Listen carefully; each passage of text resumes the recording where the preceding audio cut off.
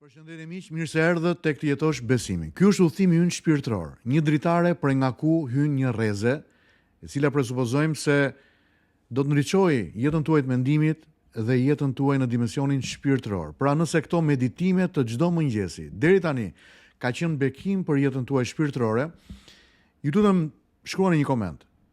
E nëse jeni duke përballur me sfida, betejë, shqetësim, momente të vështira në jetën tuaj, shkruani me çfarë po përballeni dhe cilat janë çështjet që ju dëshironi realisht që unë t'i trajtoj në meditimet e ditëve në vijim. E mbase nëse keni nevoja të ndryshme për lutje, mos hezitoni që të shkruani dhe të ndani kërkesat tuaja të lutjes me mua. Ne do të lutemi së bashku me ju. Kemi ndërtuar një komunitet prej disa mijëra njerëzish të cilët janë duke ndjekur çdo ditë, çdo mëngjes këto meditime.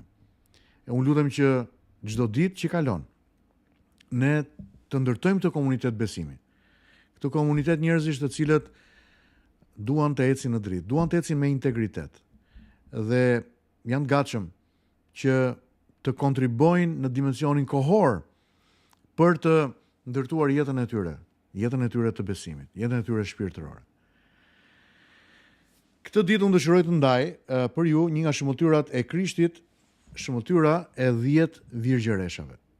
Një prej shëmbulltyrave të cilat Jezusi ndan me njerëzit, brenda së cilës ka disa të vërteta që janë jashtëzakonisht ndërtuese për jetën tonë.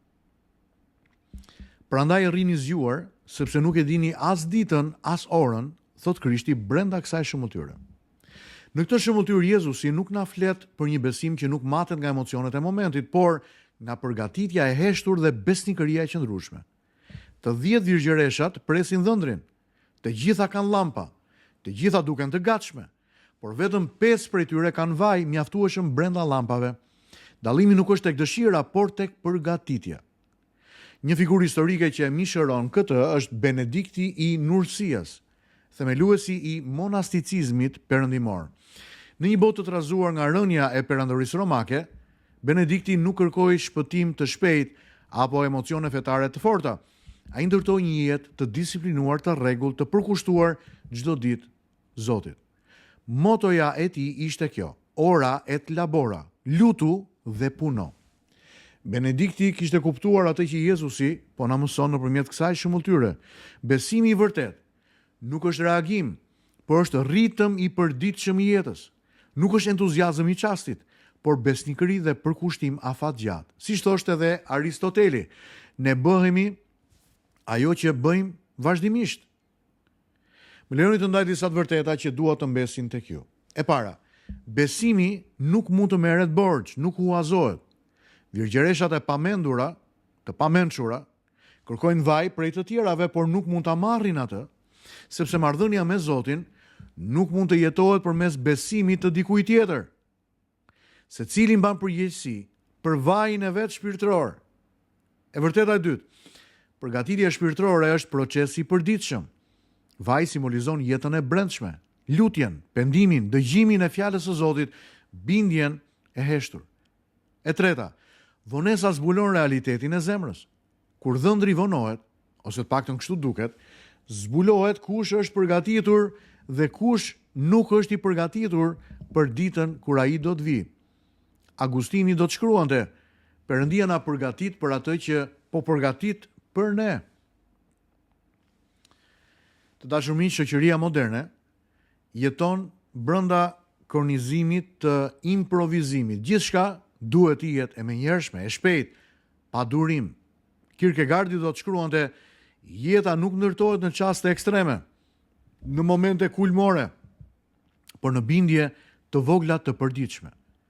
Besimi që mbijeton errësirë është besim që është ushqyer në dritë. Benedikti nuk ndryshoi botën me fjalimet forta, por me struktura jete që ushqyen breza të tërë me stabilitet shpirtëror. Sot, mbase Zoti na pyet: a ke vaj në llampën tënde apo ke një llampë bosh? A je duke jetuar nga zakoni fetar, tradita apo nga marrëdhënia e gjallë me Zotin?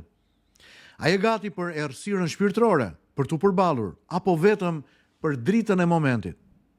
Vaj shpirtëror sot duket si lutje edhe kur nuk ndjen asgjë, bindje edhe kur nuk shikon shpërblimin, besnikëri edhe kur askush nuk të shikon. Besimi miq nuk provohet në dritë, provohet në vonesa, në errësirë, në pritje, në betejë, në vuajtje dhe mundime. Ndaj miq, me këto mendime le t'i lutemi Zotit së bashku. Zoti dashur, mos më lejo që llampa ime të jetë pa vaj, që në orën e provës të gjendemi pa përgatitur, më mbush me frymën tënde të shenjtë. Dhe të lutem më përgatit, që t'jem çdo ditë i qëndrueshëm në udhëtimin e besimit, i përkushtuar dhe përgjegjësimarrës. O Zot, bekoj miqtë e mi, burra dhe gra që janë duke ndjekur për ditë, familjet e tyre, fëmijët që kanë, udhëhiqi dhe drejtoi ti në shtegun e ngushtë të besimit, që të kenë një jetë me fitore. Let që llampat tona, enët e shpirtrave tanë të jenë mbushur plot me vaj, dhe të gjithë ne të mund të ndriçojmë dritën. Në emrin e Jezusit. Amen. Miq, Zoti me ju dhe këtë ditë, mezi pres ju takoj sërish nesër.